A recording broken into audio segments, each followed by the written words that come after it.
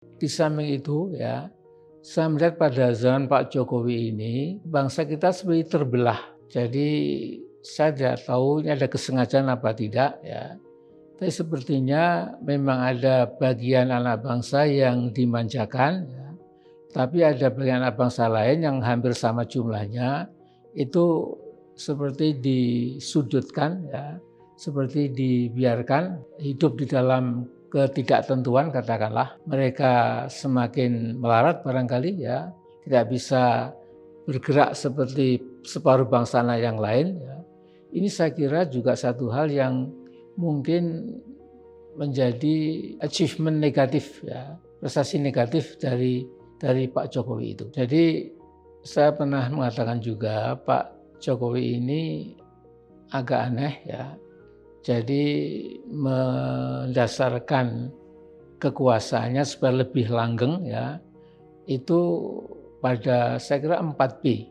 Jadi pada kekuatan senjata atau bullet ya, bullet itu peluru ya, untuk nakut-nakuti rakyat ya, akan membuat pam swakarsa gaya baru ya, dan akan membuat kekuatan cadangan ya, seperti nanti dipraktekkan dalam TNI, ada pangkat, ada ini itu sebagainya ya. Kemudian juga kita melihat pada zaman Pak Jokowi ini ya, itu misalnya nasib Papua Barat dan Papua itu semakin tidak menentu ya. Saya akan mengulangi lagi ya, tapi ini saya bedah khusus ya dalam buku Risalah Kebangsaan itu. Kemudian yang kedua ya, itu Pak Jokowi mendasarkan kekuatannya itu pada ini istilahnya mungkin pada perbanditan atau banditry. Ya. Jadi banditry ini sebuah perbanditan yang sangat kuat, yang dibiarkan oleh negara, yang menggasak kekayaan kita di lautan, di daratan, di sungai-sungai, di danau-danau. Beda kata teritori kita ini itu menjadi lahan perbanditan tadi. Kemudian juga sayang sekali ya, itu namanya terlalu mengunggulkan buzzers. Buzzers ini adalah sekelompok orang ya yang menjual dirinya secara murah untuk membengkokkan yang lurus ya, untuk meluruskan yang bengkok katakanlah. Dan ini manusia-manusia tanpa integritas.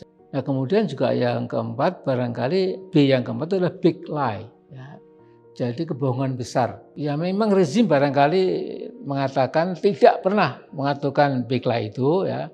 Tetapi tentu rakyat mencatat bagaimana tentang misalnya mobil STM yang akan jadi mobil nasional yang akan bersaing dengan mobil-mobil produk luar negeri ya, atau juga ekonomi memeroket tapi kemudian malah nyungsep, atau sejumlah janji yang memang akhirnya tidak dapat ditepati dan lain-lain. Nah ini sudah sekalian, itu memang tidak boleh diteruskan karena saya khawatir ya sooner rather than later ya, maka selubung yang nampak bagus dari luar akhirnya akan terbuka, akan terkuak, dan ini akan membuat rakyat kaget, bahkan mungkin juga menimbulkan arus yang mula-mula tadinya mendukung itu bisa-bisa menjadi antipati. Dan terus terang peristiwa Muldoko, ya saya nggak mencampuri partai lain ya, tapi saya khusus Muldoko saja ini kan sesuatu yang luar biasa.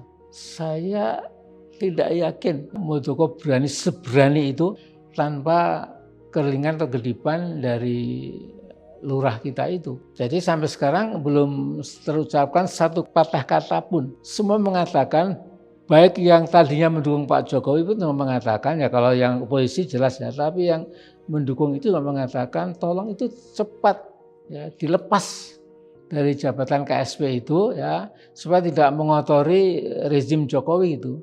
Tetapi saya kira kalau seseorang dengan asisten sudah sangat dekat itu sudah saling menutup, saling dukung gitu ya, sehingga kalau satu jatuh temannya juga akan jatuh. Jadi ini memang dilema politik dan moral yang luar biasa.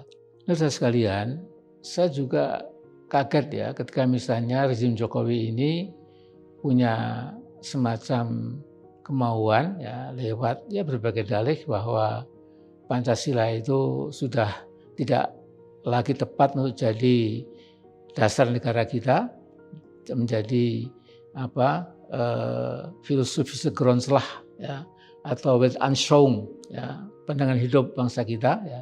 Dan kemudian digiring supaya nanti itu dihilangkan, baik gotong royong saja dan kita semua sudah tahu. Nah kemudian yang lebih penting lagi, tolong dengarkan saudara sekalian, yang paling berbahaya adalah bahwa ada usaha yang betul-betul luar biasa.